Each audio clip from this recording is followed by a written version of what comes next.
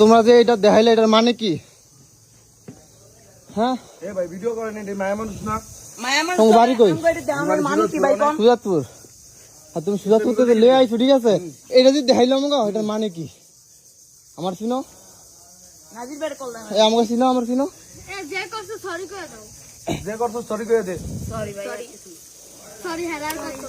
ছোট ফ্লাই নেই, যদি বড় হইতো আমি আনার করে যদি বড় হইতো তবে বুঝাইতা।